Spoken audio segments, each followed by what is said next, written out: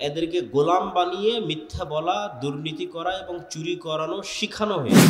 তো আফগানিস্তানে কেউ বাহির থেকে এসে টিকতে পারেনি কেন? বেশিরভাগ আফগানিদের জন্মগত সত্য বলা এবং জন্মগত ন্যায়পরায়ণ হওয়ার স্বভাবটাকে ধ্বংস করতে পারে। এইরকম মুসলমান যদি তৈরি হয়ে যায় তো সারা পৃথিবী আবার মুসলমানেরা নেতৃত্ব দেবে। গায়েব শব্দের অর্থ হচ্ছে অদৃশ্য, যা দেখা যায় না। আর ঈমান হচ্ছে অন্তরের বিশ্বাস। দ্বীন বা ইসলামের দুটো মৌলিক বিষয়, একটা হচ্ছে ইসলামের 5টি স্তম্ভ, আর একটা হচ্ছে ঈমানের 6টি শাখা বা 6টি স্তম্ভ। ইসলামের 5টি স্তম্ভ বাহ্যিকভাবে দেখা যায়, আর ঈমানের 6টা স্তম্ভ একটাও বাহ্যিকভাবে দেখাবেন মানুষকে, এটা সম্ভব নয়। এই জন্য যে বিশ্বাসটা অন্তরে থাকে। ফলত পৃথিবীর প্রত্যেক মুমিনই মুসলিম, কিন্তু পৃথিবীর প্রত্যেক মুসলিম মুমিন নয়। কিন্তু কে যে মুমিন নয় এটা বাছাই করার দায়িত্ব আবার দুনিয়ার মানুষকে দেওয়া হয়নি। যে আপনি আজ থেকে দায়িত্ব নিয়ে দেখতে লাগলেন যে ঠিক আছে দেখি তো কে মুসলিম কিন্তু মুমিন নয়, এটার দায়িত্ব আল্লাহ নিজের কাছে রেখেছেন। কেননা ঈমানের বিষয় অন্তরের সাথে, আর অন্তরের খবর পৃথিবীতে কেউ জানে না। ফলত কে যে মুমিন আর কে যে মুমিন নয় এটা কেউ ছাড়া কে জানে না, আল্লাহ সুবহানাহু ওয়া তাআলা ছাড়া কেউ জানে না। তাহলে ইসলাম বাহ্যিক, যে একটা মানুষ এসে বলল ভাই আশহাদু আল্লা ইলাহা ইল্লাল্লাহ ওয়া আশহাদু আন্না মুহাম্মাদার রাসূলুল্লাহ, আমি সাক্ষ্য দিচ্ছি আল্লাহ ব্যতীত কোনো মাবুদ নেই, মুহাম্মদ সাল্লাল্লাহু আলাইহি সাল্লাম আল্লাহর রাসূল। অন্তরে এটা আছে কিনা কেউ জানে না। একটা মানুষ বাহ্যিকভাবে মসজিদে এসে সালাত আদায় করতেছে, সে মুসলমান হিসেবে গণ্য হবে, তার রক্ত হারাম। জাকাতের সময় জাকাত দিচ্ছে, রোজার দিনে রোজা থাকছে অথবা থাকাটা দেখাচ্ছে, তাহলে এরা সবাই বাহ্যিকভাবে মুসলমান হিসেবে গণ্য হবে। কিন্তু এই মুসলমান ব্যক্তি মুমিন না হয়ে মুনাফিকও হতে পারে। স্বয়ং রাসূল সাল্লাল্লাহু আলাইহি ওয়াসাল্লামের যুগে মুনাফিক ছিল, আমাদের যুগেও মুনাফিক আছে। এবং আমি গত 1.5-2 বছর মুনাফিকির যে আলামত সেটিকেই বক্তব্যের বিষয়বস্তু বানিয়েছিলাম। যে রাসূলুল্লাহ সাল্লাল্লাহু আলাইহি ওয়াসাল্লাম বলেছেন যে মুনাফিকের আলামত ইযা হাদ্দাসা কাযাবা ওয়া ইযা ওয়া'আদা আখলাফা ওয়া ইযা তুমিনা খানা, কথা বললে মিথ্যা বলে, ওয়াদা করলে ভঙ্গ করে, দায়িত্ব দেওয়া হলে দায়িত্বের সাথে খেয়ানত করে। তো আমি বক্তব্য দিতে গিয়ে বলেছি যে 5 ওয়াক্ত সালাত আদায়কারী, নামাজি, হাজি, উমরাকারী মুসলমানের অভাব নাই, কিন্তু সত্যবাদী, নিজ দায়িত্বের উপর ন্যায়পরায়ণ, নিজ দায়িত্বের আমানতের খেয়ানত করে না, এরকম মুসলমান খুঁজে পাওয়া কঠিন। কেননা গত 16 বছর যারা ছিল তারাও তাহাজ্জুদের সালাত আদায় করত। তাহলে আপনি তাহাজ্জুদের সালাত আদায় করার পরেও আপনি সত্যবাদী নন, মিথ্যুক। কেননা যে রাজনীতি আমাদের দেশে আছে, গণতান্ত্রিক রাজনীতি, এটা মিথ্যা ছাড়া চলা সম্ভব নয়। তো এটা করতে হলে মিথ্যা বলতেই হবে।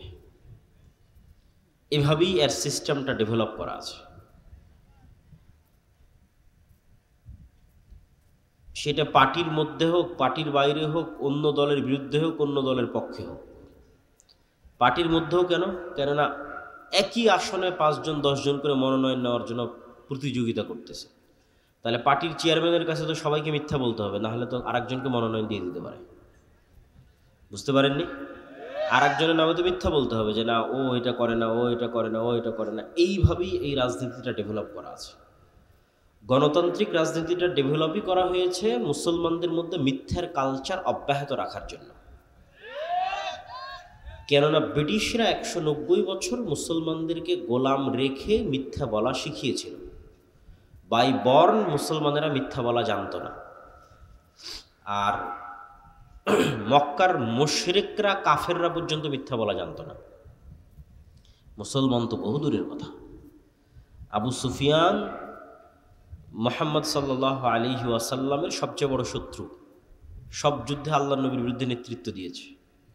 তা আবু সুফিয়ান যখন বাদশাহ হিরাক্লিয়াসের দরবারে, তখন লাইভ নাই, রেকর্ডিং নাই, কেউ সাক্ষী দিবে তার বিরুদ্ধে সেটা নাই, কিচ্ছু নাই, ফোন নাই, মাইক নাই, কিচ্ছু নাই।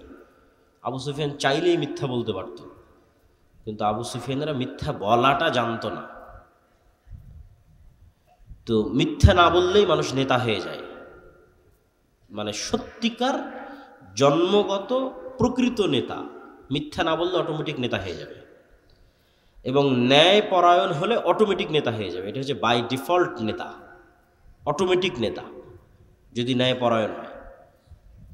এই নেতৃত্বের গুণ ছিল মুহাম্মদ সাল্লাল্লাহু আলাইহি ওয়াসাল্লামের মধ্যে, এই নেতৃত্বের গুণ ছিল নবীদের মধ্যে, এই নেতৃত্বের গুণ মুসলমানদের। কিন্তু যখন ইউরোপীয় উপনিবেশের মাধ্যমে শুধু ভারত, পাকিস্তান, বাংলাদেশ না, ওই আফ্রিকাও পর্যন্ত যখন এদের পদানত হয়েছে, তো এদেরকে গোলাম বানিয়ে মিথ্যা বলা, দুর্নীতি করা এবং চুরি করানো শিখানো হয়েছে। কেননা আপনি যখন গোলামি করবেন তখন এটা ছাড়া রাস্তা থাকে না। সারাদিন না খেয়ে আছে 5 জন মানুষ, এখানে সারাদিন না খেয়ে আছে। আমি একটা রুটি নিক্ষেপ করে দিলাম, তো 5 জন ক্ষুধার্ত মানুষ এই রুটিটা নিয়ে কাড়াকাড়ি করবে না? এই রুটিটা পাওয়ার জন্য একজন আরেকজনকে হত্যা করবে না? এটাই হলো গোলামির মাধ্যমে ট্রেনিংটা হয়। যখন আপনি গোলাম হয়ে গেছেন, তখন একটা টাকার জন্য মিথ্যা বলবেন, একটা টাকার জন্য আরেকজনকে হত্যা করবেন, একটা টাকার জন্য আরেকজনকে ধোঁকা দিবেন। এই কালচারটা গোলামির মধ্যে তৈরি হয়। বানু ইসরাইলদের ইতিহাস পবিত্র কোরআনে এত বেশি কেন দেওয়া আছে? বানু ইসরাইলের ইতিহাস পবিত্র কোরআনে এই জন্য এত বেশি দেওয়া আছে যে বানু ইসরাইলরা এত বিশাল বিশাল নেয়ামত পাওয়ার পরেও কিভাবে মুনাফিকি করছিল, কিভাবে ধোঁকা দিচ্ছিল, কিভাবে 2 নাম্বারি করছিল, সেগুলো তুলে ধরা আছে। তো এগুলো ওদের রক্তের মধ্যে মিশে গেছিল ফেরাউনের কয়েকশো বছর গোলামি করার কারণে।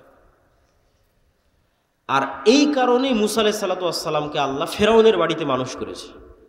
কেননা মুসা যদি আর 10টা বানু ইসরায়েলের সাথে মানুষ হতো, তাহলে আর 10টা বানু ইসরায়েলকে খাওয়ার জন্য মিথ্যা বলতে হয়, চাকরির জন্য মিথ্যা বলতে হয়, একটা রুটির জন্য দুর্নীতি করতে হয়। তাহলে মুসা আলাইহিস সালাম ওদের সাথে থাকতে থাকতে ওই গোলামির নেচারগুলো না রক্তের মধ্যে ঢুকে যেত, বিকজ তার জাতি হচ্ছে গোলাম, বানু ইসরায়েলরা গোলাম। তো মুসা আলাইহিস সালামের মধ্যে যেন গোলামির স্বভাব না ঢুকে, এই জন্য বাদশার বাড়িতে মানুষ করা হয়েছে, যেন জন্মগত সত্য বলা, জন্মগত ন্যায়পরায়ণ হওয়া যেন ভিতরে থেকে যায়, নষ্ট যেন না হয়। তো আফগানিস্তানে কেউ বাহির থেকে এসে টিকতে পারেনি কেন? বেশিরভাগ আফগানিদের জন্মগত সত্য বলা এবং জন্মগত ন্যায়পরায়ণ হওয়ার স্বভাবটাকে ধ্বংস করতে পারেনি। এই জন্য কেউ আফগানিস্তানে এসে সেভাবে বেশি দিন টিকতে পারেনি। আর যেই জাতিরই আপনি জন্মগত সত্য বলা এবং জন্মগত ন্যায়পরায়ণ হওয়ার স্বভাব ধ্বংস করে দিয়েছেন, আগের 16 বছরের যারা ছিল তারা যেমন বিক্রি হয়ে গেছে, এখন যারা আছে তারাও পাল্লা দিচ্ছে কে কার কাছে বিক্রি হয়ে যাবে, কে আমেরিকার কাছে বিক্রি হবে আর কে ভারতের কাছে বিক্রি হবে। কেন? স্বভাব রক্তের মধ্যে গোলামি, অতএব টাকার কাছে বিক্রি হতে হবে। এখানে আপনি কল্যাণকর যতক্ষণ এই 2টা মৌলিক নেতৃত্বের মূলনীতি ঠিক না হবে। আল্লামা ইকবাল বলেছেন, সাবাক ফিরসে পর সাদাকাত কা, শুজাআত কা, আদালত কা, লিয়া জায়গা তুঝসে কাম, দুনিয়া কি ইমামত কা। মুসলমানদের মধ্যে নামাজ আদায়কারী মুসলমানের কমতি নাই, মুসলমানদের মধ্যে হাজি মুসলমানের কমতি নাই, দানশীল মুসলমানের কমতি নাই, কিন্তু মিথ্যা বলবে না, সত্য কথা বলবে এবং ন্যায় পরায়ণতার উপর অটল থাকবে, দুর্নীতি করবে না, নিজ দায়িত্বের আমানতের খেয়ানত করবে না। এইরকম মুসলমানেরই অভাব পড়ে গেছে। এইরকম মুসলমান যদি তৈরি হয়ে যায় তো সারা পৃথিবী আবার মুসলমানেরা নেতৃত্ব দিবে। এই বক্তব্য আমি দীর্ঘ গত 1.5-2 বছর দিয়ে এসেছি মুনাফিকের আলামতের উপর, যে বহু মানুষ মুসলমান কিন্তু মুনাফিক। সে হজ করতেছে, মনে করছে আমি হজ করছি, ওমরা করতেছি, দান করতেছি, কিন্তু মুনাফিক। কেননা ঈমান থাকলে কখনো মানুষ মিথ্যা বলতে পারে না। অন্তরে যদি ঈমান থাকে, অন্তরে ঈমান থাকলে মানুষ কখনো অন্যায় করতে পারে না, দুর্নীতি করতে পারে না, যদি অন্তরে ঈমান ঢুকে যায়। এই জন্য এবারের আলোচনার বিষয়বস্তু হচ্ছে ঈমান, আল ঈমান বিল গায়েব।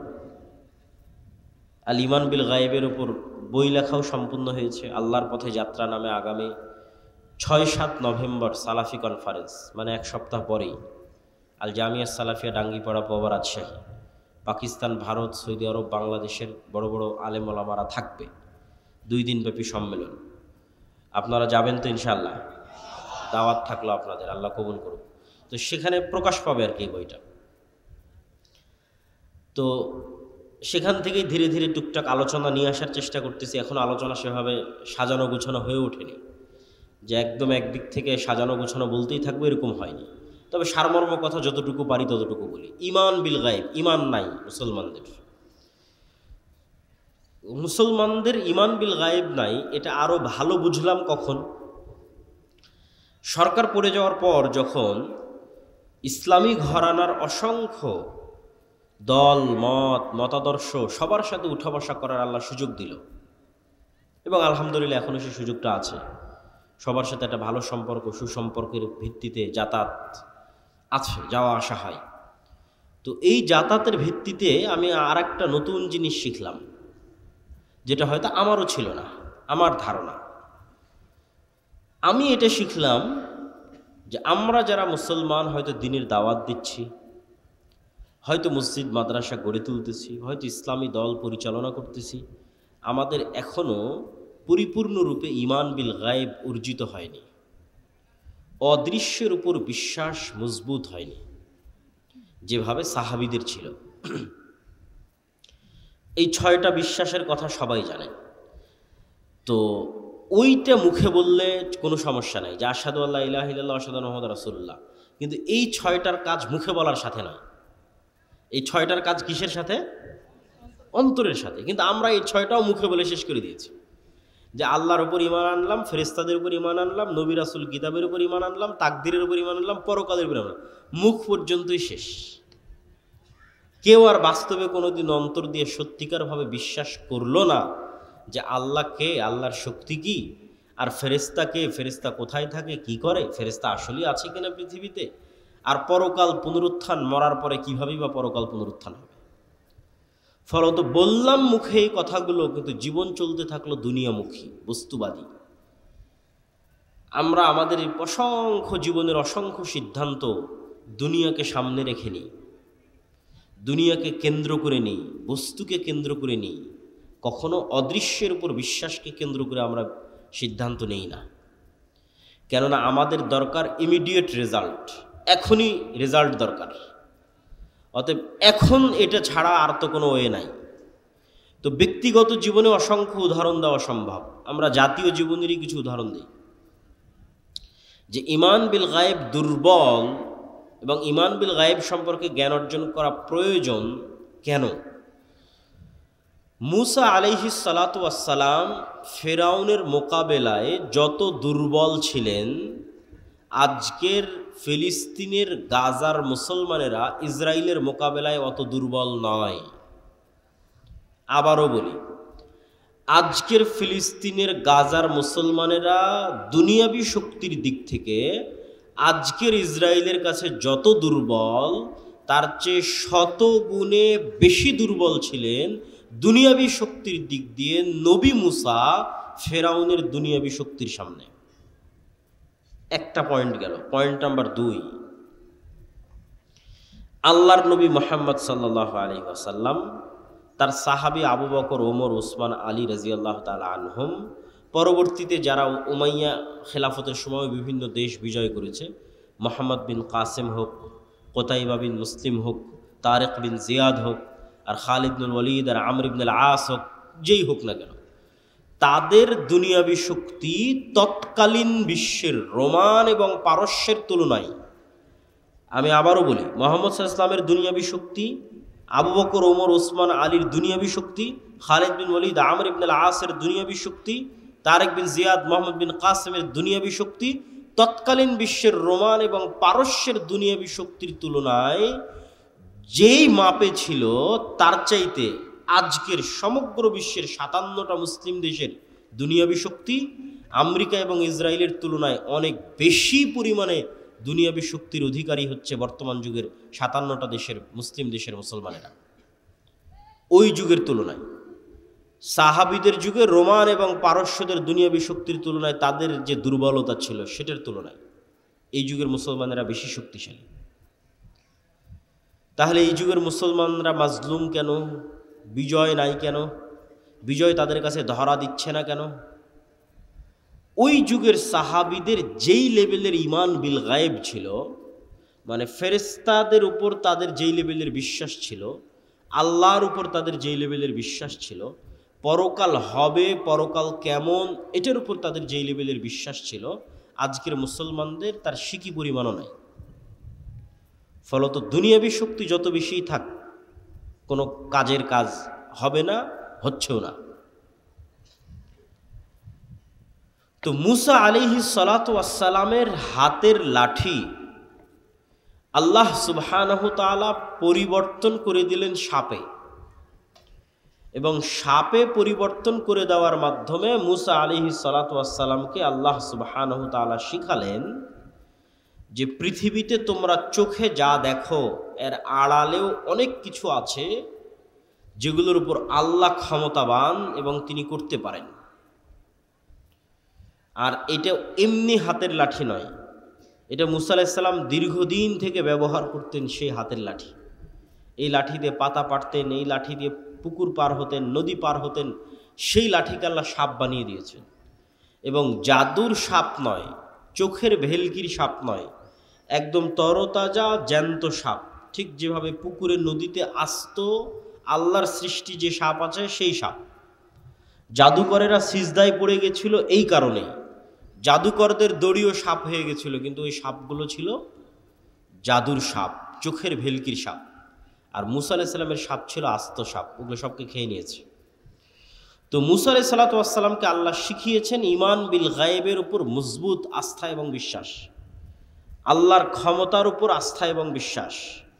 মুসা আলাইহিস সালাতু ওয়াস সালাম যদি আল্লাহর ঈমান বিল গায়েবের উপর মজবুত আস্থা এবং বিশ্বাস না রাখতেন, তাহলে মুসা আলাইহিস সালামকে দুনিয়াবি দিক থেকে ফেরাউনের বিরুদ্ধে বিজয়ী হতে হতো, দুনিয়ার দিক থেকে।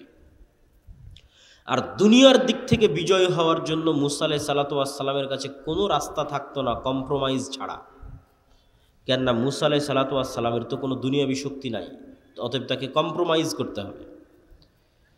তো আজকের মুসলমানেরাও মনে করে নিয়েছে যে আমাকে এখনই সফল হতে হবে, অতএব এখনই সফল হওয়ার জন্য, কেন ঈমান বিল গায়েব নাই, ফেরেশতার অস্তিত্বে, পরকালের অস্তিত্বে, আল্লাহর অস্তিত্বে এবং শক্তি ক্ষমতায় বিশ্বাস নাই। অতএব এখনই যদি আমি সফল হতে যাই, তাহলে দুনিয়াবি যে রাস্তাগুলো আছে এই রাস্তাগুলোই আমাকে অবলম্বন করতে হবে। আর দুনিয়াবি রাস্তায় যদি অবলম্বন করতে চাই, কেন ঈমান বিল গায়েব আমার দুর্বল, নিচে, তো দুনিয়াবি রাস্তায় যদি অবলম্বন করতে চাই, তাহলে মন্দির পাহারা দিতে না গেলে তো ভোট পাওয়া যাবে না। অতএব আমাকে এই রাস্তা অবলম্বন করতে হবে।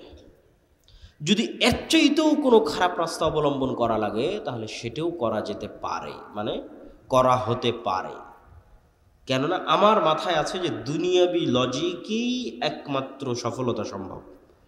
গায়েবের সহযোগিতা বলে কিছু আছে, ঈমান বিল গায়েব, ফেরেশতার অস্তিত্ব বলে কিছু আছে, পরকালমুখী সিদ্ধান্ত বলে কিছু আছে, এটা আমাদের ব্রেন থেকে আউট হয়ে গেছে। এটা শুধু আমি জাতীয় জীবনে বলতেছি না, বাস্তব জীবনে, আপনাদের ব্যক্তিগত জীবনে, আপনাদের পারিবারিক জীবনে সেম অবস্থা।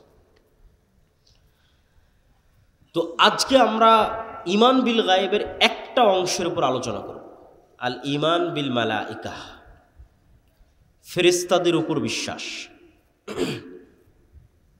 ফেরেশতারা কিসের তৈরি বলেন তো? নূরের তৈরি। নূর হচ্ছে এক প্রকারের আলো, কিন্তু এই আলো নয়, সূর্যের আলো নয়, বিদ্যুতের লাইটের আলো নয়, কিন্তু এক প্রকারের আলো, যে আলো পৃথিবীতে আছে কিন্তু চোখে দেখা যায় না। তো আপনি বলবেন পৃথিবীতে আলো আছে চোখে দেখা যায় না, এটা আবার কোন আলো? তা আপনি যখন রিমোট দিয়ে এসি অন করতেছেন, তো রিমোট থেকে আলো বের হয়ে এসিতে গিয়ে লাগতেছে, ওই আলো কোথায় আপনি চোখে দেখলেন? তখন এসি বন্ধ হয়ে যাচ্ছে, আবার যখন চাপ দিচ্ছেন আবার এসি অন হয়ে যাচ্ছে, এটা আলোর কানেকশনে অন অফ হয়ে যাচ্ছে। ইনফ্রারেড লাইট, এটা মেশিন দিয়ে ধরা যাচ্ছে কিন্তু চোখে দেখা যায় না। ওই যে লাইভ চলতেছে, ক্যামেরা, কম্পিউটার, মোবাইল, এগুলো সব আলো। আমার কথা আলোর ওয়েভের মধ্যে ভেসে, আপনি যখন ফোনে কথা বলতেছেন, রাত দিন ফোন ব্যবহার করতেছেন, ফোনে কথা বলছেন, ঢাকা কথা বলছেন, আমেরিকা, লন্ডন, ইউরোপ, সাথে সাথে আপনার কথা ইউরোপে চলে যাচ্ছে, ওইটা আলোর ওয়েভের মধ্যে দিয়ে ভেসে ইউরোপ চলে যাচ্ছে। কিন্তু দুঃখজনক হলেও সত্য যে আপনি রাত দিন ইউরোপ আমেরিকায় কথা বলতেছেন, আপনার কথা ইউরোপ আমেরিকার সাথে সাথে চলেও যাচ্ছে। রাত দিন লাইভ দেখতেছেন, হ্যাঁ গাজা এটা হচ্ছে, সাথে সাথে লাইভ দেখেন। আজকে মিরপুরে এটা চলে যাচ্ছে, সাথে সাথে লাইভ আপনি দেখতে পাচ্ছেন মেশিনের মাধ্যমে। কিন্তু ঠিকই আবার আপনার এটার ইমান নাই যে আপনার কথা এখন সাথে সাথে আমেরিকা লন্ডনে শোনা গেলেও, আমেরিকা লন্ডনের মানুষ বসে শুনতে পারলেও, আর আমেরিকা লন্ডনের কথা আমি এখন সাথে সাথে বসে শুনতে পারলেও আমার এখনকার কথা আল্লাহ শুনছে না, সেটার বিশ্বাস নাই। অথচ যেটা ব্যবহার করে কথা বলতেছে ওই ওয়েভ আল্লাহর তৈরি, যেটার মধ্যে দিয়ে কথা পাস হয়ে যাচ্ছে মোবাইলের মধ্যে, মোবাইল থেকে নেটওয়ার্কের মধ্যে, টাওয়ারের মধ্যে, সেখান থেকে আবার আমেরিকা চলে যাচ্ছে, এই যেটার মধ্যে দিয়ে পাস হচ্ছে এটা আল্লাহর তৈরি।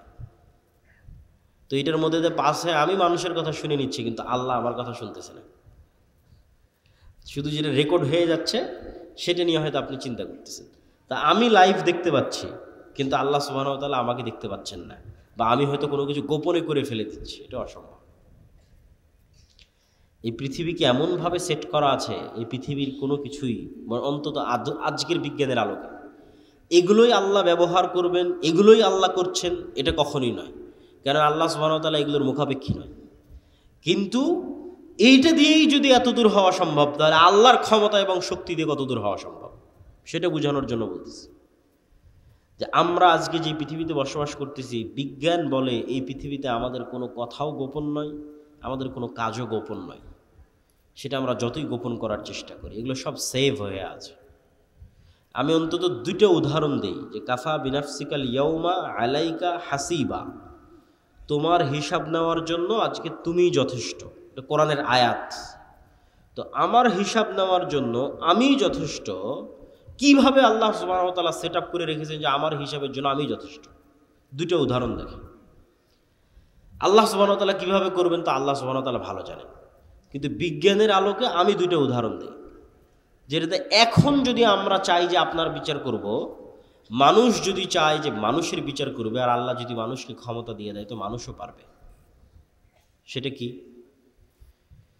বেশি না, একটু ছোট্ট কল্পনা করেন যে আমার এই কথা আলোর মধ্যে দিয়ে আমেরিকা চলে যাচ্ছে, ওয়েভের মধ্যে দিয়ে, ওইটা দিয়ে আমরা লাইভ দেখতেছি, ওইটার উপরে ইন্টারনেট টিকে আছে। তো এই যে আলোর যে একটা গতি, আলো অন করেন, অফ করার পর অন করেন, ওখান থেকে আসতে একটু হলেও সময় লাগে। এটা টর্চ লাইট ছাড়েন, একটু হলেও ওই মাথায় যেতে সময় লাগে। তো এই যে যত দ্রুত আলোটা চলে গেল, এই আলোর যাওয়ার যে গতি, এই গতির চাইতে আমরা দ্রুত কোনো গতির যন্ত্র বানিয়ে ফেলেছি। কল্পনা করেন যে আমরা এমন একটা যন্ত্র বানিয়ে ফেলেছি যে যন্ত্র আলোর চেয়ে জোরে যায়। তারপরে আলোর গতিতে 30 বছর চললে যত দূরে যাওয়া সম্ভব, আমরা ওর চেয়ে জোরে তত দূরে পৌঁছে গেছি। মানে একটা গাড়ি 100 কিলোমিটার গতিতে চললে যত দূর যায়, আমি বিমান দিয়ে তার আগে ওখানে বসে আছি, তার আগে ওখানেই চলে গেছি বিমান দিয়ে। তাহলে এখন আলো 30 বছর চললে যত দূর যাবে, আমি তার চেয়ে দ্রুত গতির কোনো যন্ত্র দিয়ে তার আগে চলে গেছি। গিয়ে ওই 30 বছর আগে গিয়ে, তথা 30 বছরের দূরত্বের পথে গিয়ে আপনি কল্পনা করেন যে মোবাইলের মতো একটা যন্ত্র আপনি বানিয়ে ফেলেছেন, শক্তিশালী একটা দূরবীন বানিয়ে ফেলেছেন, দিয়ে যদি পৃথিবীর দিকে তাক করেন, তাহলে 30 বছর আগে আপনি এই পৃথিবীতে যা যা করছিলেন তা লাইভ আপনি দেখতে পাবেন। কেন? ওইটা আলোর মধ্যে ভেসে ভেসে যাচ্ছিল, যেমন লাইভের মধ্যে, মোবাইলের মধ্যে ভেসে যাচ্ছে। এখন খুব দ্রুত আলো যাচ্ছে, এই জন্য আমি বুঝতে পারতেছি না, সাথে সাথেই চলে যাচ্ছে। তো এখানে এই আলোকের চাইতে আমরা দ্রুত 30 বছর আগে চলে যাব, 30 বছরের দূরত্বের পথ চলে যাব। তাহলে 30 বছর আগে আমি আবদুল্লাহ রাজশাহীর নওদাপাড়ায় অথবা রাজশাহীর ডাঙ্গিপাড়ায় হাঁটছিলাম, খেলছিলাম, ঘুরছিলাম, আমার ওই হাঁটা খেলার দৃশ্য আমি দেখতে পাবো, আমার চোখে দেখতে পাবো, যে ওই যে আমি হাঁটতেছি, খেলতেছি, ঘুরতেছি। 1400 বছর আগের যদি এরকম আলোর সফর করা যায়, তাহলে বদরের যুদ্ধ লাইভ দেখা যাবে। অসম্ভব নয়, বাস্তব সত্য। মুহাম্মদ সাল্লাল্লাহু আলাইহি ওয়াসাল্লামের পুরো জীবনী দূরবীন দিয়ে লাইভ দেখা যাবে। হ্যাঁ, কিন্তু মানুষ আলোর চেয়ে গতি অর্জন করতে পারবে না, যেতেও পারবে না, দেখতেও পারবে না, সেটা ভিন্ন কথা। কিন্তু আপনার একটা কাজও হারিয়ে যায়নি, সব আছে, সেভ হয়ে আছে আলোর মধ্যে, আর আপনার সব কথা আপনি শুনতে পাবেন। তো কাফা বিনাফসিকাল ইয়াউমা আলাইকা হাসিবা, আপনার নিজের বিচার করার জন্য তো আপনি যথেষ্ট। এবার আরেকটা বলি যে আপনার নিজের বিচার করার জন্য আপনি যথেষ্ট। সেটা কি? আপনার মোবাইলের মেমোরি কার্ড, অনলাইনের ডাটা, এগুলো সবাই খুব ভালোভাবে জানেন যে অনলাইনের কোনো ডাটা হারায় না। কোথায় ফেসবুকে যদি কোনো কমেন্ট করে থাকেন ওটা থাকে, কোথাও যদি ফেসবুকে মেসেজ দিয়ে থাকেন ওটা থাকে, কোনো লাইভ করে থাকেন সেটা থাকে, ফেসবুক কর্তৃপক্ষের কাছে থাকে, আপনি রাখলে থাকে। অনলাইনে কোনো টাকা ট্রান্সফার হলে সেটা হারায় না, সেটা থাকে। এগুলো কোনো কিছু হারায় না, মেমোরি কার্ডের মতো ডাটা সেন্টারের মতো সেভ হয়ে থাকে। তো আমরা যে আমাদের শরীরের সাথে এগুলো সব কম্পিউটার ক্যামেরার চাইতে ভয়ঙ্কর কিছু বহন করে নিয়ে বেড়াচ্ছি, সেটা হচ্ছে আমাদের মাথা। সবগুলোর সাথে ভয়ঙ্কর। এরা যেমন ক্যামেরা দিয়ে আমাকে ভিডিও করতেছে, করার পরে এটা চিপস বের করে কম্পিউটারে দিবে, তাই না? সেখানে এটা সেভ হবে। তো আমার এটা ক্যামেরা, আমি এটাতে যা যা দেখতেছি সব এখানে সেভ হচ্ছে, আমার মেমোরিতে সেভ হচ্ছে। আমি যা যা দেখতেছি আমার মেমোরিতে সেভ হচ্ছে, আমি যা যা শুনতেছি সব আমার মেমোরিতে সেভ হচ্ছে, আমার মেমোরিতেই। এখন ইলন মাস্ক বলতেছে যে সে মানুষের ব্রেনের সাথে ইন্টারনেট কানেক্ট করার প্রযুক্তি নিয়ে আসার চেষ্টা করতেছে, যাতে মানুষের ব্রেনের ডাটা অটোমেটিক ট্রান্সফার করা যায়।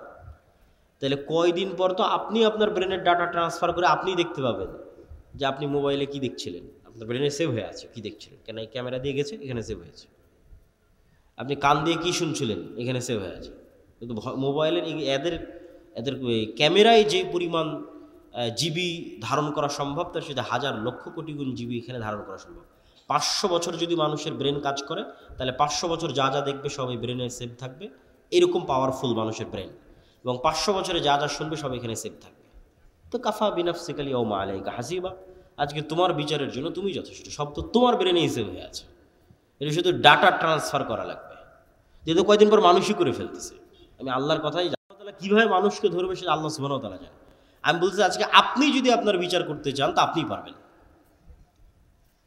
যে চলো আমি কি কি করেছি সব এই ব্রেনে সেভ হয়ে আছে, কী দেখেছি, কি বলেছি, কি শুনেছি, সব সেভ হয়ে আছে। কিচ্ছু আপনার এই ব্রেন ভুলেনি। ডাটা ট্রান্সফার করলে আপনি সব দেখতে পাবেন। আর এই যে আলো ওয়েভ, এর মধ্যে সব সেভ হয়ে আছে। সম্মানিত উপস্থিতি, আমরা যে আলোচনা থেকে এখানে আসছিলাম যে ফেরেশতারা নূরের তৈরি, তো নূর তো দেখা যায় না। তো নূর এমন এক প্রকারের আলো যা দেখা যায় না, কিন্তু আলো, এটা পৃথিবীতে আছে। তো এটা বোঝানোর জন্য অসংখ্য দলিল আছে। আমার ওই আল্লাহর পথে যাত্রা বই অসংখ্য দলিল আমি দিয়ে রেখেছি। আজকের এই সংক্ষিপ্ত আলোচনা একটু অল্প অল্প করে বলি, কেন বক্তব্য দীর্ঘায়িত করতে চাই না, সংক্ষিপ্ত করতে চাই। আবারও আমাদেরকে রাজশাহী নয় ঢাকা ফিরে যেতে হবে, এটা একটু কষ্টকর আর কি। আল্লাহুম্মা জাআল ফি কলবি নূরা, রাসূল সাল্লাল্লাহু আলাইহি ওয়াসাল্লাম বলছেন, হে আল্লাহ আমার অন্তরে নূর তৈরি করে দেন। সামিঈ নূরা, কানে নূর তৈরি করে দেন। বাসরি নূরা, চোখে নূর তৈরি করে দেন। সামনে নূর তৈরি করে দেন, পিছনে নূর তৈরি করে দেন, ডানে নূর তৈরি করে দেন, বামে নূর তৈরি করে দেন, উপরে নূর তৈরি করে দেন, পায়ের নিচে নূর তৈরি করে দেন। তাহলে নূর একটা অস্তিত্বশীল জিনিস, যা সামনে পিছে আগে পরে চোখে কানে অন্তরে তৈরি হতে পারে। লাইটের বাল্বের ভোল্টের মতো বাড়ে কমে। নূর লাইটের বাল্বের ভোল্টের মতো, যেমন যে ফ্যানের পাওয়ারটা বাড়িয়ে দিল, ঠিক যেমন আপনি চোখের পাওয়ার যখন কমে যাচ্ছে তখন চশমা লাগিয়ে নিচ্ছেন, কানের পাওয়ার যখন কমে যাচ্ছে তখন কানে মেশিন লাগিয়ে নিচ্ছেন।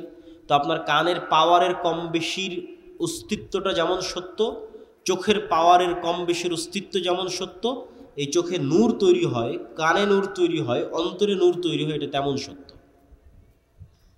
রাসূলুল্লাহ সাল্লাল্লাহু আলাইহি ওয়াসাল্লাম বলছেন, আমাদের চোখে আমরা যে পৃথিবী দেখি, এই পৃথিবী আর যে গায়েব আমরা দেখতে পাই না আল্লাহর অস্তিত্ব, এই দুইটার মধ্যে পর্দা হচ্ছে নূর। আল্লাহর চেহারা, আল্লাহর অস্তিত্ব আমরা যে দেখতে পাই না, এই দুইটার মধ্যে পর্দা হচ্ছে নূর। লাউ কাশাফাহু, যদি এই নূর সরিয়ে দেওয়া হতো, পৃথিবীতে যে নূর আছে, আসমান এবং জমিনে যে নূর আছে, নূর যদি সরিয়ে দেওয়া হতো, আল্লাহর চেহারার তাজাল্লিতে আসমান এবং জমিন ধ্বংস হয়ে যেত।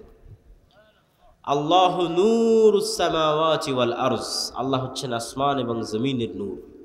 সম্মানিত উপস্থিতি, তাহলে নূরের তৈরি ফেরেশতা। নূর এমন এক প্রকারের আলো যা চোখে দেখা যায় না। 2 নাম্বার, যা মেশিনেও ধরা যায় না। কিছু আলো তো যেগুলো চোখে দেখা যায় না, মেশিনে ধরা পড়তেছে, ওই যে মোবাইলের ক্যামেরার, তারপরে হচ্ছে রিমোট কন্ট্রোলের। কিন্তু এক প্রকারের আলো নূর যা চোখেও দেখা যায় না, মেশিনেও ধরা পড়ে না।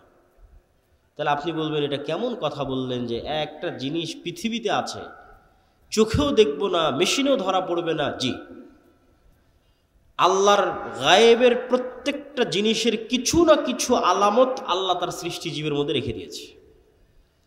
কিছু না কিছু আলামত আল্লাহ তার সৃষ্টিজীবের মধ্যে রেখে দিয়েছে। আল্লাহর এক ব্যতিক্রম সৃষ্টিজীব হচ্ছে কুকুর।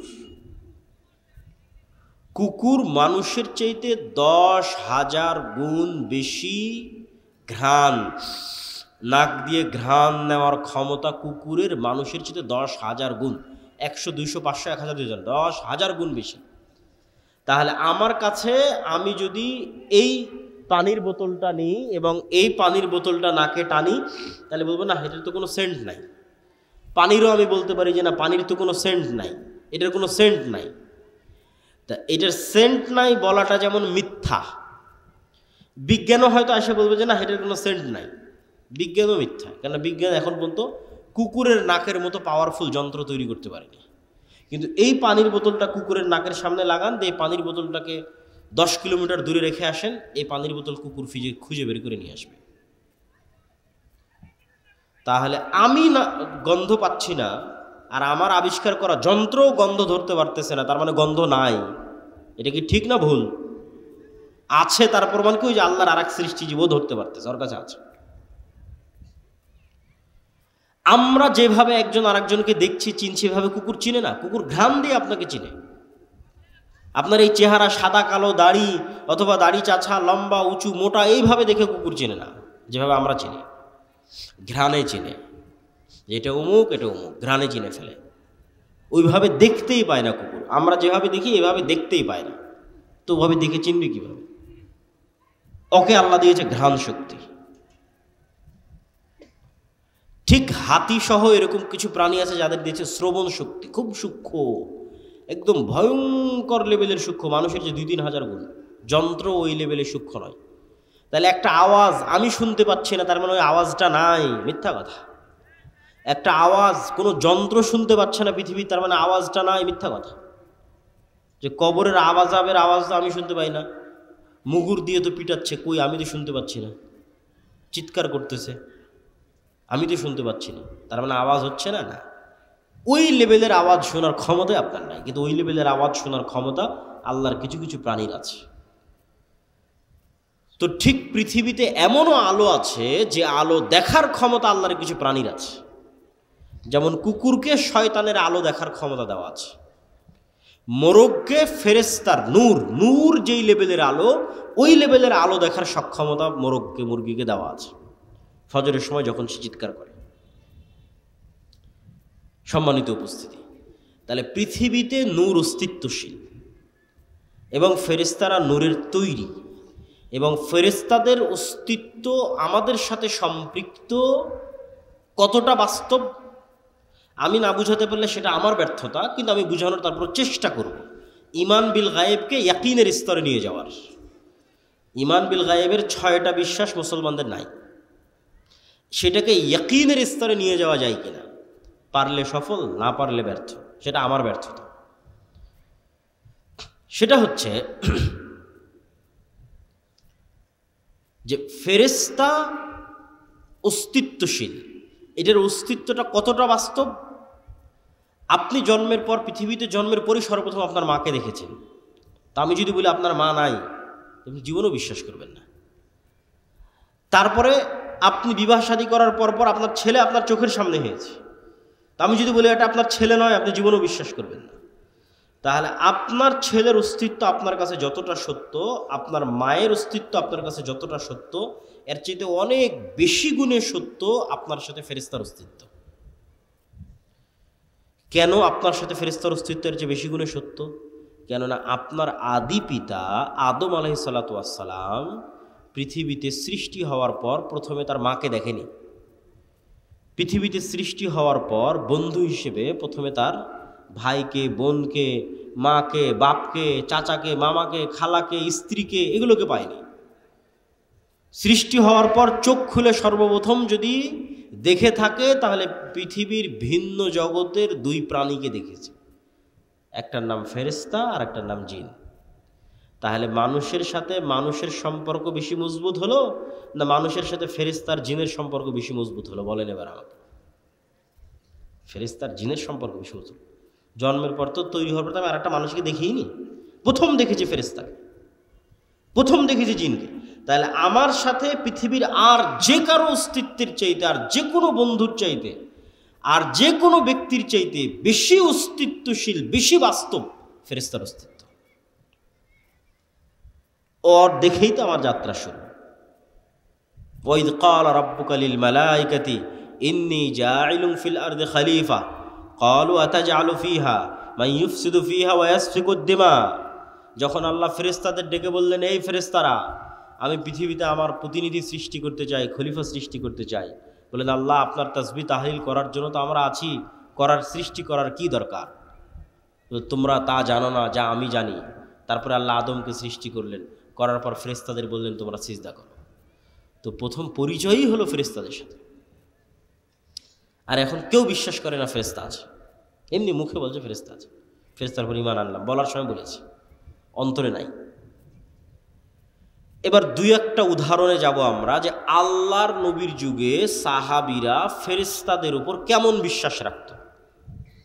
আমরা আজকে ঈমান বিল গায়েবের শুধু একটা পয়েন্টের আলোচনা করতেছি, ফেরেশতা। আল্লাহর নবীর যুগে সাহাবীরা ফেরেশতাদের উপর কেমন বিশ্বাস রাখত তার উদাহরণ। তবে তার আগে 2 মিনিট একটু গুরুত্বপূর্ণ জরুরি কথা, সেটা হচ্ছে আমরা যে মসজিদের আয়োজনে এখানে উপস্থিত হয়েছি, এই মসজিদটি একটি নির্মাণাধীন মসজিদ, এবং আমাকে যেভাবে বলা হয়েছে যে ছাদ অথবা কোনো একটা জায়গায় গিয়ে কাজ আটকে আছে।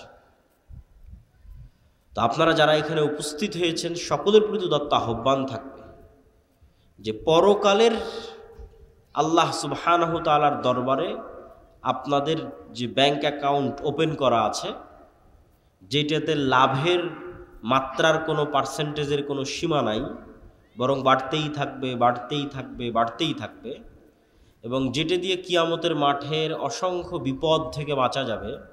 কোথাও ইবাদতের কমতি থাকলে সেটা কাভার দেওয়া যাবে, ব্যাকআপ দেওয়া যাবে, কোথাও গুনাহ থাকলে সেটার কাফফারায় ব্যাকআপ দেওয়া যাবে, কোথাও কোনো মানুষের হক নষ্ট হয়ে থাকলে সেটার কাফফারায় ব্যাকআপ দেওয়া যাবে।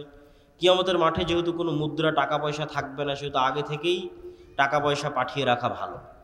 তো আগে থেকে টাকা পয়সা পাঠানো থাকলে এবং আল্লাহ সেগুলোকে বাড়াতে থাকলে কিয়ামতের মাঠে বিপদের সময় এই পাঠানো টাকাগুলো কাজে লাগবে। ঠিক দুনিয়াতে যেমন জমানো টাকা বিপদের সময় কাজে লাগে, কিয়ামতের মাঠে জমানো টাকা বিপদের সময় কাজে লাগবে। তো কেউ যদি স্বেচ্ছাসেবকেরা থাকে, যদি যায়, আপনারা সহযোগিতা করবেন। আমরা আমাদের বক্তব্য সামনে আগাই। মুহাম্মদ সাল্লাল্লাহু আলাইহি ওয়াসাল্লামের যুগে সাহাবীদের বিশ্বাস ফেরেশতার উপরে। খুব মজার মজার কয়েকটা ঘটনা আপনাদের সামনে বলবো, যেই ঘটনাগুলো একটা আরেকটার সাথে কানেক্ট করলে আপনি দেখবেন যে ফেরেশতা চরিত্র সাহাবীদের সামনে কেমন ছিল আর আমাদের সামনে কেমন। মজার মজার কয়েকটা ঘটনা। সাদ বিন মুআজ নামে এক বিখ্যাত সাহাবী, আউস এবং খাজরাজ গোত্রের নেতা, আনসারি সাহাবী, খন্দকের যুদ্ধে শহীদ হয়েছেন। রাসূল সাল্লাল্লাহু আলাইহি সাল্লাম বলছে, সাদ বিন মুআজের জানাজায় ৭০,০০০ ফেরেশতা অংশগ্রহণ করেছে। জাবের রাদিয়াল্লাহু তাআলা আনহু উহুদের যুদ্ধে শহীদ হয়েছেন। জাবের রাদিয়াল্লাহু তাআলার পিতা। তো জাবের রাদিয়াল্লাহু তাআলা আনহু যখন তার পিতার মৃত্যুতে কাঁদছেন, তখন রাসূল সাল্লাল্লাহু আলাইহি সাল্লাম বলছেন, জাবের তুমি কাঁদছো, তোমার পিতার লাশ এই মুহূর্তে ফেরেশতারা ঘিরে রেখেছে, ছায়া দিয়ে রেখেছে, তুমি কাঁদিও না। হানজালা রাদিয়াল্লাহু তাআলা আনহু শহীদ হয়েছেন। তো হানজালা রাদিয়াল্লাহু তাআলা আনহু বাসর ঘর থেকে বের হয়ে গিয়ে যুদ্ধে অংশগ্রহণ করেছিলেন। তো সাহাবীরা তাকে ফরজ গোসল দেওয়ার জন্য গোসল দিবেন। রাসূল সাল্লাল্লাহু আলাইহি সাল্লাম বলছে, হানজালাকে গোসল দেওয়ার দরকার নেই, এই জন্য যে অলরেডি ফেরেশতারা তাকে গোসল দিয়ে ফেলেছে, ইতিমধ্যেই ফেরেশতারা তাকে গোসল দিয়ে ফেলেছে। এগুলো সব রাসূল সাল্লাল্লাহু আলাইহি ওয়াসাল্লামের জীবদ্দশায় সাহাবীদের উপস্থিতিতে পরস্পরের কথায় কিভাবে ফেরেশতাদের কথাটা আসতেছে সেটার কিছু উদাহরণ। আব্দুর রহমান বিন আউফ রাদিয়াল্লাহু তাআলা আনহু বলছে যে আমি যুদ্ধ করছি, তো আমার দুই পাশে দুইজন সাদা পোশাকধারী ব্যক্তি খুব ভয়ঙ্করভাবে যুদ্ধ করতেছে। আমি এদের কোনোদিন মদিনাতে আগেও কোনোদিন দেখিনি, পরেও কোনোদিন দেখিনি। তো রাসূল সাল্লাল্লাহু আলাইহি ওয়াসাল্লামকে এই ঘটনা জানালে রাসূল সাল্লাল্লাহু আলাইহি ওয়াসাল্লাম বললেন, এরা ছিল জিবরাইল এবং মিকাইল। যুদ্ধ করার জন্য এসেছে। এক সাহাবী এক মুশরিককে আঘাত করার জন্য যুদ্ধের মাঠে তাকে তাড়া করতেছেন। আমি সংক্ষেপে বলে যাচ্ছি, শুধু বাংলা সংক্ষেপে বলতেছি। তাড়া করতেছেন তো অদৃশ্য থেকে আওয়াজ আসলো, আকদিম ইয়া হাইজুম। আওয়াজ আসার পর এবার সাহাবী যখন তাকে হামলা করতে যাবে তো দেখে ওই ব্যক্তি আগেই উল্টে পড়ে আছে এবং তার ক্ষত স্থান থেকে রক্ত বের হচ্ছে, আহত স্থান থেকে। সাহাবী এই ঘটনা রাসূল সাল্লাল্লাহু আলাইহি সাল্লামকে বললে আল্লাহর নবী বললেন, এটা তৃতীয় আসমান থেকে আসা ফেরেশতার আক্রমণ ছিল। এই ফেরেশতা তৃতীয় আসমান থেকে এসেছিল, তৃতীয় আসমান থেকে আসা ফেরেশতার আক্রমণ। খন্দকের যুদ্ধ থেকে রাসূল সাল্লাল্লাহু আলাইহি সাল্লাম যখন খন্দকের যুদ্ধে বিশাল ঝড় হয়ে মক্কার কাফের মুশরিকরা সব পালিয়ে গেছে, 10,000 সেনাবাহিনী 1 মাস যাবৎ মদিনা ঘেরাও করে রেখেছিল। তো আল্লাহর নবী মনে করেছে যুদ্ধ শেষ, তারা তো চলে গেছে। উনি বাড়িতে এসে অস্ত্র রেখে 1 মাসের প্রচুর টেনশন গেছে, তার উপরে প্রচুর পরিশ্রম গেছে, খাদ্যের সংকট, যোগাযোগ বিচ্ছিন্ন, কষ্ট, পেটে পাথর বেঁধে রাখার যে ঘটনাগুলো সেগুলো এখনকার। তো রাসূল সাল্লাল্লাহু আলাইহি ওয়াসাল্লাম অস্ত্র রেখে গোসল করতে গেছে। অস্ত্র বলতে তরবারি, তীর, ধনুক। তো আয়েশা রাদিয়াল্লাহু তাআলা আনহা বলছেন, জিবরাইল এসে রাসূল সাল্লাল্লাহু আলাইহি ওয়াসাল্লামকে বলছে যে আপনি অস্ত্র রেখে দিয়েছেন, আমরা তো রাখিনি, তো তোমরা কেন রাখনি? তো বানু কুরাইজা, বানু কায়নুকা, বানু নযীর এই 3টে ইহুদি গোত্র যুদ্ধ চলা অবস্থায় আল্লাহর নবীর সাথে গাদ্দারি করেছে, অথচ এরা লিখিত চুক্তি করেছিল যে এরা গাদ্দারি করবে না, পক্ষে থাকবে। তো জিবরাইল বলছে এই সমস্ত গাদ্দারদের বিচার না করা পর্যন্ত যুদ্ধ শেষ হয়নি, আপনি এখনই বের হন, যুদ্ধ এখনো শেষ হয়নি। মক্কার কাফের মুশরিকরা চলে গেছে, কিন্তু এই গাদ্দারদেরও বিচার করতে হবে। ঠিক আছে, মুহাম্মদ সাল্লাল্লাহু আলাইহি ওয়াসাল্লাম বের হলেন সাহাবীদের সহ। এবার আনাস রাদিয়াল্লাহু তাআলা আনহু থেকে বর্ণিত, তিনি বলেন যে আমরা যখন বানু কুরাইজা, বানু কায়নুকা, বানু নযীর গোত্রের দিকে আমাদের অভিযান পরিচালনা করার জন্য রওনা দিচ্ছি, তখন আমাদের আগে আগে আমরা উড়ন্ত ধুলা দেখতে পাচ্ছি, যে উড়ন্ত ধুলা জিবরাইলের অশ্বারোহী বাহিনীর উড়ন্ত ধুলা। আল্লাহু আকবার। সহিহ হাদিস, যে আনাস রাদিয়াল্লাহু তাআলা আনহু বলছেন আমরা আমাদের আগে উড়ন্ত ধুলা দেখছি, যে উড়ন্ত ধুলা জিবরাইলের অশ্বারোহী বাহিনীর উড়ন্ত ধুলা। একদিন রাসূলুল্লাহ সাল্লাল্লাহু আলাইহি ওয়াসাল্লাম বসে আছেন, একজন অপরিচিত ব্যক্তি হঠাৎ করে, আমি কিন্তু স্বেচ্ছাসেবক ভাইদের আহ্বান জানাবো যে আপনাদের যদি দানের কোনো পরিকল্পনা থাকে সেটা কিন্তু এখনই করে ফেলতে হবে, আমার বলার কথা কিন্তু হয়ে গেছে। তো একদিন রাসূলুল্লাহ সাল্লাল্লাহু আলাইহি ওয়াসাল্লাম বসে আছেন,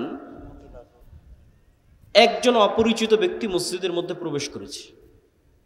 ওমর রাদিয়াল্লাহু তাআলা আনহু বলছেন যে আমরা তাকে মদিনায় আগেও কোনোদিন দেখিনি, পরেও কোনোদিন দেখিনি, আর তার শরীরে সফরের কোনো আলামত নাই, আর এটা বিমানের সফর নয়, মরুভূমির সফর। আমি বিমানে ঢাকা থেকে এসে এখন আপনার এখানে পৌঁছেছি, তারপরেও একটু ঘামের আলামত আছে, একটু খাবার খেয়েছি বা কোথাও চলেছি তার একটু ময়লা লাগার আলামত আছে, সফরে যে আছি তার আলামত আছে বিমানে সফর করার পর। আর ওই যুগের সফর মরুভূমির সফর, ঘোড়ায় হবে, উটে হবে। তো এসে আল্লাহর নবীকে জিজ্ঞেস করছে ঈমান কাকে বলে, ইসলাম কাকে বলে, ইহসান কাকে বলে, কিয়ামত কখন হবে, সব উত্তর দেওয়ার পর আল্লাহর নবী বলছে জানো এটা কে ছিল? তো বলে না। তো বলে এটা জিবরাইল ছিল, তোমাদেরকে দিন শিখানোর জন্য এসেছিল। রাসূল সাল্লাল্লাহু আলাইহি ওয়াসাল্লাম বলতেছে আজকে আমার বাড়িতে জিবরাইল আসেনি। কেন আসেনি? তাহলে একটা ছবি থাকার কারণে। রাসূল সাল্লাল্লাহু আলাইহি ওয়াসাল্লাম বলতেছে যে আমাকে জিবরাইল বারবার মিসওয়াক করতে বলে, কেন আমার মুখের গন্ধে জিবরাইলের কষ্ট হয়। রাসূল সাল্লাল্লাহু আলাইহি ওয়াসাল্লাম বলতেছে তোমরা মসজিদে পেঁয়াজ এবং রসুন খেয়ে যেও না, কেননা পেঁয়াজ এবং রসুনের গন্ধে ফেরেশতাদের কষ্ট হয়। আপনি এগুলো সবগুলোকে যদি একদিনের চিত্র কল্পনা করেন, যে একদিনের চিত্র মনে করেন একদিনে এগুলো ঘটতেছে, তাহলে এবার বলেন যে খালিদ ইবনুল ওয়ালিদ, আমর ইবনুল আস এরা যখন যুদ্ধ করতে গেছে রোমান এবং পারস্যদের বিরুদ্ধে, যখন রোমান পারস্যের ক্ষমতা এদের চেয়ে বেশি, তো এরা দুনিয়াবী শক্তি দিয়ে বিজয় অর্জন করবে এই আশায় যুদ্ধ করতে গেছে, না আল্লাহ সাহায্য করবে এই আশায় যুদ্ধ করতে গেছে? আল্লাহ সাহায্য করবে। ধরো চোখের সামনে দেখেছে ফেরেশতা যুদ্ধ করতেছে, স্বচক্ষে দেখেছে। আল্লাহ কোরআনে বলেছেন 5,000 ফেরেশতা অবতীর্ণ করেছি, 3,000 অবতীর্ণ করেছি, 1,000 অবতীর্ণ করেছি। বদর, উহুদ, খন্দক, হুনাইনের যুদ্ধে আল্লাহ ফেরেশতা অবতীর্ণ করেছে। কোরআনের আয়াত সাহাবীদের চাক্ষুষ চোখে দেখা যে ফেরেশতারা যুদ্ধ করতেছে। আর যার ইমানই দুর্বল ফেরেশতার অস্তিত্বের উপর, আল্লাহর শক্তি এবং ক্ষমতার উপর, পরকালের উপর, সে চিন্তা করবে যে না আমাকে মন্দির পাহারা দিয়ে ক্ষমতায় যেতে হবে। আর যদি ঈমান বিল গায়েব মজবুত থাকে তাহলে কোনোদিন সে আদর্শে কম্প্রোমাইজ করবে না, তাতে ক্ষমতা আসুক আর যাক, কেননা সে জানে যে মূল ক্ষমতা কার হাতে? আল্লাহর হাতে। এবং ফেরেশতার ওপর যদি ঈমান মজবুত থাকে, আল্লাহর ওপর যদি ঈমান মজবুত থাকে, এগুলো তখন সে বুঝবে। দেখেন রাসূল সাল্লাল্লাহু আলাইহি ওয়াসাল্লাম কি বলছে, যে দাজ্জাল 40 দিন পৃথিবীতে থাকবে। পৃথিবীর এমন কোনো শহর নাই, বন্দর নাই, নগর নাই যেখানে দাজ্জাল প্রবেশ করবে না। কিন্তু মক্কা এবং মদিনায় দাজ্জাল প্রবেশ করতে পারবে না। তো মক্কা এবং মদিনায় দাজ্জাল প্রবেশ করার চেষ্টা করবে না? করবে না? করবে না? করবে। রাসূল বলছে প্রত্যেক যতবার দাজ্জাল মক্কা মদিনায় প্রবেশ করার চেষ্টা করবে ততবার মক্কা মদিনার রাস্তায় উন্মুক্ত তরবারি হাতে ফেরেশতারা তাকে প্রতিরোধ করবে। আল্লাহু আকবার। আল্লাহর নবী বলেনি যে মানুষ প্রতিরোধ করবে, ফেরেশতা প্রতিরোধ করবে উন্মুক্ত তরবারি হাতে। যে ফেরেশতার অস্তিত্বের প্রতি ঈমানই নাই, তো কেমনে আল্লাহর সাহায্যের আশা করবে যে না আল্লাহর সাহায্যে ফেরেশতা আসতে পারে? ঈমানই তো নাই, কেমনে আশা করবে? তখন চিন্তা করবে যে না আমাকে কম্প্রোমাইজ করতে হবে, আমি তো এইটা না করলে ভোট পাবো না, ওইটা না করলে তো মানুষ সায় দিবে না, অতএব এটাই ছাড়, ওইটাই ছাড়, ওইটাই ছাড়। দিন শেষে ইসলামী বাদ, ইসলামী আর নাই। তো ঈমান বিল গায়েব, এর উপর ঈমান মজবুত হতে হবে। ঈমান বিল গায়েবের একটা বড় অংশ হচ্ছে পরকাল। পরকাল মানে মৃত্যুর পর পুনরুজ্জীবন। তো মৃত্যুর পর পুনরুজ্জীবনের আলোচনায় যাওয়ার আগে ফেরেশতার আলোচনায় আর দুটো কথা। ফেরেশতার অস্তিত্ব যে আছে আপনি কেমনে বুঝবেন? ঠিক আছে ভাই, মানলাম, বিশ্বাস করলাম আপনার কথা আব্দুল্লাহ ভাই, যে নূর চোখে দেখি না তাও নূর আছে পৃথিবীতে, আমার সাথে ফেরেশতা আছে, আমাদের এখানে সবার সাথে ফেরেশতা আছে, বিশ্বাস করলাম। কিন্তু তাও বাস্তব ইন প্র্যাকটিক্যাল লাইফ লিয়াতমাইন্না কলবি, অন্তরের প্রশান্তির জন্য বিশ্বাস বাস্তবে পরীক্ষা করে দেখতে চাই ফেরেশতা আছে কিনা। তো বাস্তবে ফেরেশতার অস্তিত্ব বোঝার একটা পরীক্ষা দিয়ে যায়, যাতে আপনি বুঝতে পারেন যে হ্যাঁ ফেরেশতা আছে।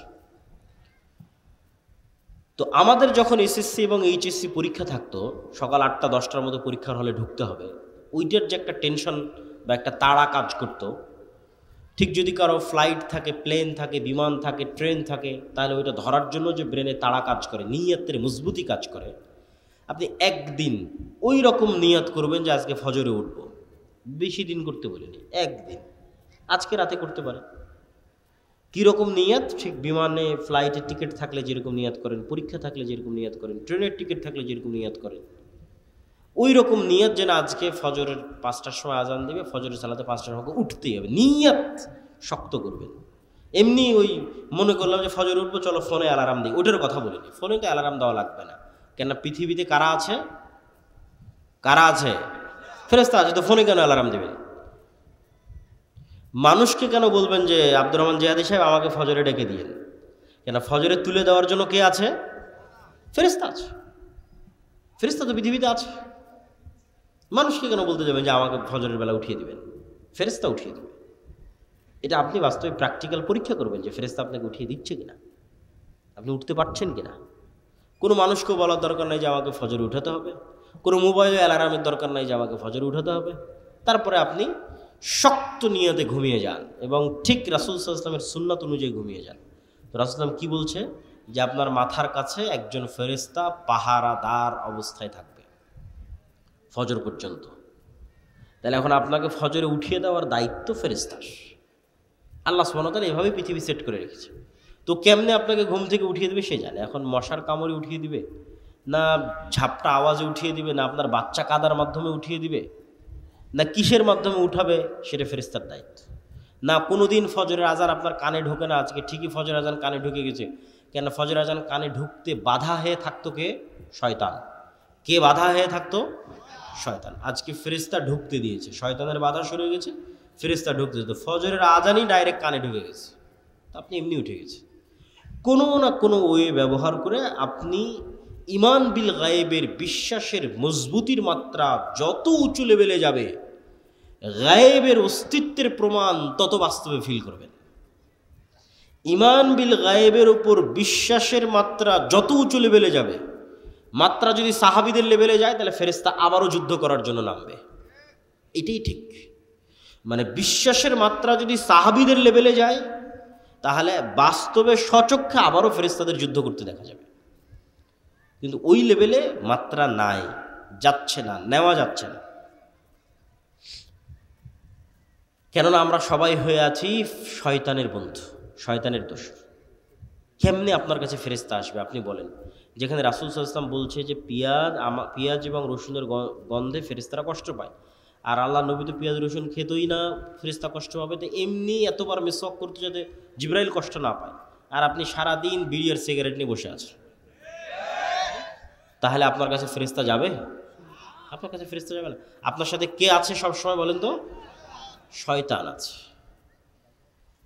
আপনি সিরিয়াস বিশ্বাস করেন আপনার আশেপাশের যত বন্ধু অস্তিত্বশীল আছে এদের অস্তিত্ব যত সত্য, আল্লাহর কসম, ওয়াল্লাহি আল্লাহর কসম, ওয়াল্লাহি আল্লাহর কসম, আপনার সাথে ফেরেশতার অস্তিত্ব তত সত্য, আপনার সাথে শয়তানের অস্তিত্ব তত সত্য। তা আপনি তো শয়তান যেটা যেটা পছন্দ করেন ওইটা আপনার সাথে ধরে রেখেছেন, তাহলে তো সবসময় আপনার সাথে শয়তান আছে। আল্লাহ নবী বলছে যেই ঘরে ছবি মূর্তি আছে, যেই ঘরে কুকুর আছে, ওই ঘরে কে ঢোকে না? ওই ঘরে ফেরেশতা ঢোকে না।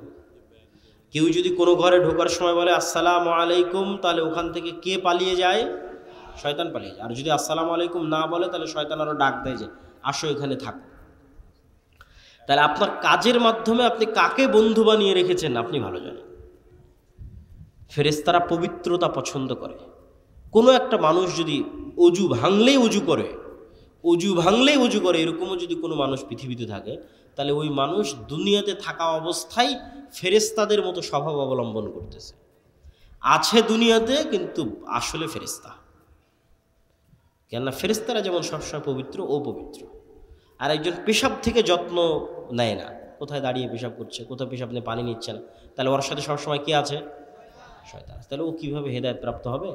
আর ওর আন্দোলন মিছিলে আর কীভাবে আল্লাহর সাহায্য নেমে আসবে? আর ওর ভোটে কীভাবে আর ইসলাম বিজয় হবে? গায়েবের মদদ ছাড়া, কেন এটা আল্লাহর দিন, গায়েবের মদদ, অদৃশ্যে সাহায্য ছাড়া ইসলামের বিজয় সম্ভব নয়। দুনিয়ার লজিকে মুসা আলাইহিস সালাম কোনোদিন ফিরআউনের উপর বিজয় লাভ করবে না, সম্ভব নয়। গাজার মানুষের চেয়ে দুর্বল ছিল মুসা আলাইহিস সালাম, দুনিয়ার লজিকে বিজয় সম্ভব নয়। কিন্তু মুসার বিজয় সম্ভব হয়েছে আল্লাহর শক্তিতে, আল্লাহর ক্ষমতায়। পৃথিবীর সব নবী রাসূল যুগে যুগে যা হয়েছে সব আল্লাহর সাহায্য, আল্লাহর শক্তি, আল্লাহর ক্ষমতা, আল্লাহ তার ফেরেশতাদের দিয়ে সাহায্য করেছে। আর তাদের ঈমানের মাত্রা ওই লেভেলে ছিল। তো ঈমান বিল গায়েবের আরেকটা অংশ যেটা একটু না বললেই নয়, সেটা হচ্ছে পরকাল। এই পরকালের কথাটুকু বলে আমরা বক্তব্যের শেষের দিকে যাব। পরকাল মানে মৃত্যুর পর জীবিত হওয়া। আপনারা কোনোদিন দেখেছেন কোনো মৃত মানুষকে জীবিত হতে? একটু কথা বলেন, কোনো মৃত মানুষকে জীবিত হতে দেখেছেন? দেখেননি। এখন যদি কোনো মৃত মানুষ কবর থেকে উঠে আসে, বিশ্বাস করবেন? বিশ্বাস করবেন না, মনে হয় অবিশ্বাস্য। আচ্ছা, আজ থেকে 100 বছর আগে যদি আপনাকে বলা হতো যে আপনার কথা আপনি এখানে বলবেন, আমেরিকায় শোনা যাবে, বিশ্বাস করতেন? বিশ্বাস করতেন না।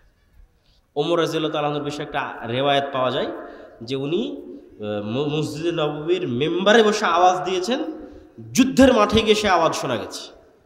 ইরাকে, সিরিয়ায় যুদ্ধের মাঠে আওয়াজ শোনা গেছে। তো এরকম যদি কেউ বলতো যে না এখানে আওয়াজ দিব, আমেরিকায় শোনা যাবে, ভুয়া কথা কোত্থেকে বলে, বিশ্বাস অসম্ভব। তো বিজ্ঞানের মাধ্যমে আমি মনে করি, আমার এই ধারণা ভুল হতে পারে, সায়েন্স অ্যান্ড টেকনোলজির মাধ্যমে আল্লাহ গায়েবের পর্দাগুলোকে সরিয়ে দিচ্ছে। বহুদিন যাবত এগুলো সব গায়েব ছিল, এই গায়েবের পর্দাগুলো সরে যাচ্ছে। কিয়ামত যত নিকটে আসবে গায়েবের পর্দা তত দ্রুত সরতে থাকবে। গায়েবের পর্দা সরতে সরতে সরতে সরতে কোন লেভেলে যাবে জানেন?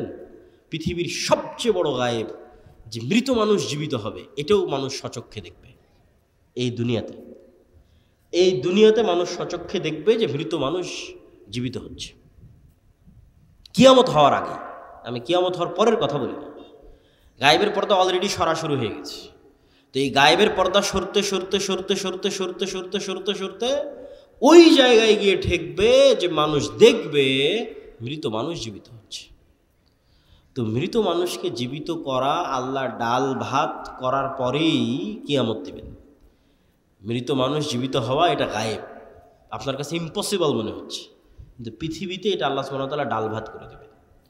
এই জন্য আগেও কয়েকবার এটাকে ডাল ভাত করা আছে। কিভাবে?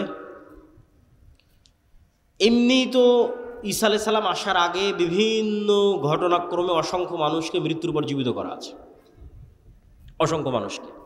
প্রথমে ইব্রাহিম আলাইহিস সালাম বলল, বিশ্বাস হয় না যে মরা মানুষ জীবিত হতে পারে। বিশ্বাস আছে কিন্তু ইয়াকিন হয় না, ইতমিনান নাই। আল্লাহ বলল, 4টে পাখি নিয়ে আসো, জবাই করো, ডাকো। জবাই করলো, 4টে পাহারা দিল, নাম ধরে ডাকলো, উড়ে আসলো।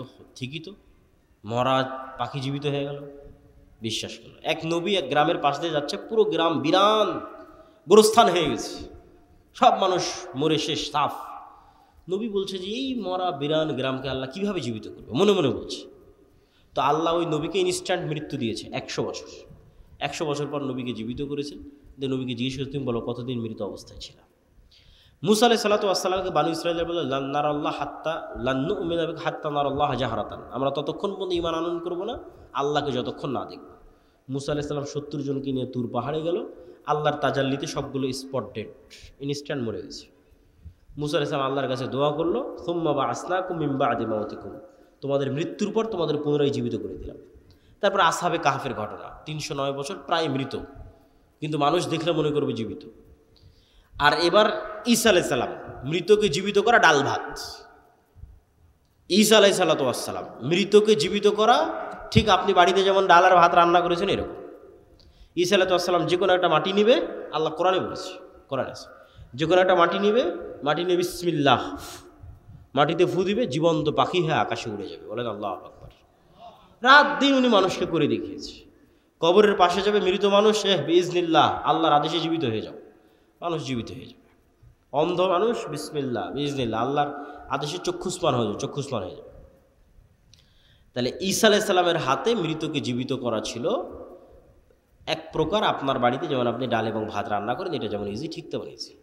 এবার গায়েবের পর্দা খুলতে খুলতে খুলতে খুলতে কিয়ামতের পূর্ব মুহূর্তে আসবে দাজ্জাল। দাজ্জালকে আল্লাহ এই ক্ষমতা দিয়ে দেবে।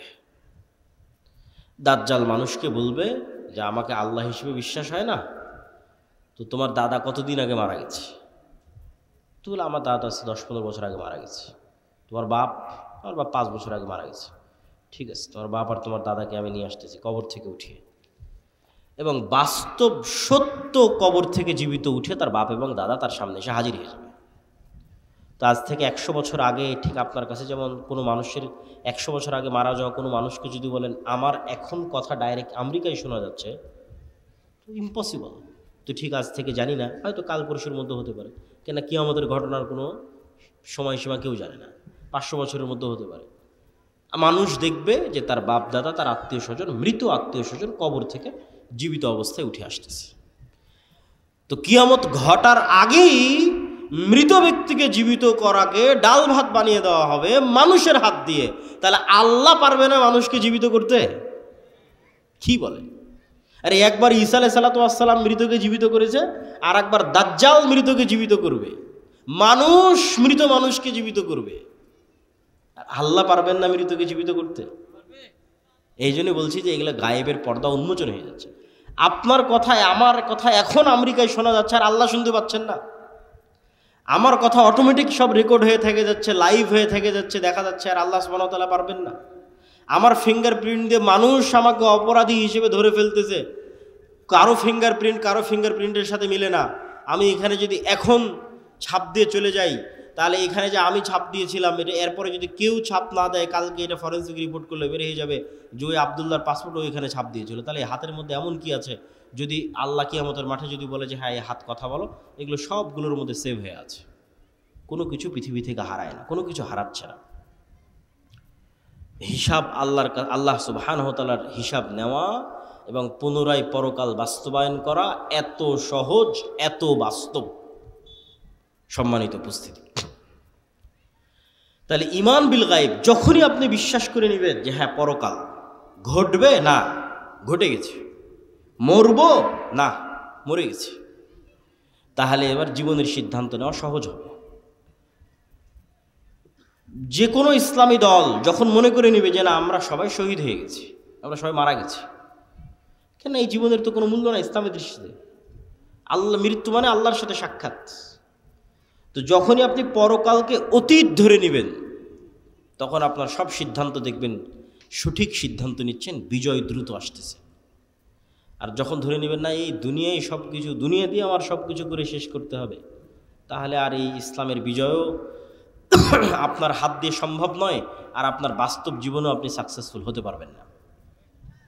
অতএব বস্তুবাদী দুনিয়ামুখী জীবন বাদ দিয়ে পরকালমুখী, মৃত্যুর পর আবার জীবিত হবেন, হিসাব নেওয়া হবে, এই চিন্তা, ফেরেশতা আছে, ফেরেশতা আপনাকে সহযোগিতা করতেছে, ফেরেশতার সাথে বন্ধুত্ব, ফেরেশতার অস্তিত্বের প্রতি গভীর অবিচল আস্থা, ফেরেশতাকে দেখতেও পেয়ে যেতে পারে। আপনার ইমান বিল গায়েব বাড়তে থাকলে ওরকম হয়েও যেতে পারে, অস্বাভাবিক কিছু নয়। সম্মানিত উপস্থিতি, বক্তব্যের শেষের দিকে এসে কয়েকটা জরুরি কথা। আল জামিয়া সালাফিয়া আর দাওয়া ইলাল্লাহ, মাসিক আল ইতিসাম, মাকতাবাতুস সালাফ, এগুলোর নাম আপনারা কখনো শুনেছেন কিনা, শোনেন কিনা জানি না। হয়তো এমনি দাওয়াত দেন, বক্তব্য দিতে আসি, চলে যায়। এই যে আজকে এসেছি, আবার কবে আসবো কোনো গ্যারেন্টি আছে? বলেন আছে? মৃত্যু হয়ে যেতে পারে। আর এই সারা বাংলাদেশের কত গ্রাম, কত জেলা, কোন জায়গায় আবারও যাওয়া হবে আর কোন জায়গায় আবারও যাওয়া হবে না, কোনো গ্যারেন্টি নেই। কিন্তু প্রতি মাসে আমরা যে মাসিক আল ইতিসামে লিখতেছি, আমি নিজে 3টে লিখি, 3টে প্রবন্ধ লিখি। একটা হচ্ছে সম্পাদকীয়টা লিখি, যেমন প্রথমে আজকের এটাতে আছে হামাস ইসরায়েলের যুদ্ধবিরতি, গাজার ভবিষ্যৎ কি, এটা এই মাসের সম্পাদকীয় আমার লেখা। এবং 2টা প্রবন্ধ লিখি, তাহলে মোট 3টে লিখি প্রতি মাসে। তাহলে আমি এখানে আর আসতে পারি আর না পারি, এখানকার কোনো মানুষ যদি নিয়মিত মাসিক আল ইতিসাম নেয়, তাহলে ওর কাছে আমার নিয়মিত কথা যাচ্ছে না? যাচ্ছে না? নিয়মিত আমার কথা যাচ্ছে। আর যদি মনে করেন আজকেই বক্তব্য দিয়ে শেষ, আর 5 বছরে আমিও আসলাম না, আপনার সাথে আমার আর দেখাও হলো না, আপনাকে আর দাওয়াতও দিতে পারলাম না। তো এই জন্য আমাদের লেখনীকে, আমাদের অন্য আর যে কার্যক্রমগুলো আছে, যেমন দাওয়া ইলাল্লাহর কাজ কি, মক্তব, এত বলি সুমন ভাইকে, মনিরকে, যে এইভাবে নয়, দাওয়াতি কাজের মাধ্যমে প্রোগ্রাম করতে হবে, কিন্তু বুঝাতে পারি না। হয়তো আমার ব্যর্থতা, এই জন্য বুঝাতে পারিনি। আমরা আলহামদুলিল্লাহ অন্যান্য জায়গায় সফল হয়েছি, সফল কাম হয়েছে। আমাদের গাইবান্ধা জেলায় মক্তব চলতেছে, আরও বহু জেলায়, সারা বাংলাদেশে 600 মক্তব ট্রেনিং প্রাপ্ত। ট্রেনিং প্রাপ্ত মানে এই সমস্ত 600 মক্তবের শিক্ষকেরা জামিয়া সালাফে ডাঙ্গিপাড়াতে ফ্রি থাকা, খাওয়া এবং যাতায়াত খরচ, এবং ওই 600টা মক্তবের ছাত্রের ফ্রি বই, ছাত্রছাত্রীর কতগুলো জিনিস একটা আর একটার সাথে যুক্ত হলো, 600। এই 600টা মক্তবের ক্ষেত্রে এই সবগুলো জিনিস ঘটেছে। মানে 600 মক্তবের ইমাম জামিয়া সালাফিতে এসেছে, 7 দিন ব্যাপী ট্রেনিং নিয়েছে, থেকেছে, তাদের থাকা খাওয়া খরচ, যারা ট্রেনিং দিয়েছে তাদের বেতন, তাদের যাতায়াত খরচ, আবার ওই মক্তবের ছাত্রছাত্রীর বই, সবগুলো আর দাওয়া ইলাল্লাহর পক্ষ থেকে বহন করা হয়েছে। এবছর আমরা দাওয়া ইলাল্লাহর জাতীয় মক্তব প্রতিযোগিতাকে টিভি চ্যানেলে নিয়ে যাচ্ছি। এইটার পিছনে খরচ আছে প্রায় 50 লক্ষ টাকার কাছাকাছি। টিভি চ্যানেলের সময় কেনা থেকে শুরু করে সম্পূর্ণ প্রজেক্টটা বাস্তবায়ন করা। আপনাদের ছেলেমেয়েরাই টিভিতে যাবে এবং কথা বলবে, তাদের জ্ঞানকে ছড়িয়ে দেবে। তাহলে এই যে একটা প্রসেসের সাথে যদি আপনারা যুক্ত হন, এটা স্থায়ী দাওয়াত।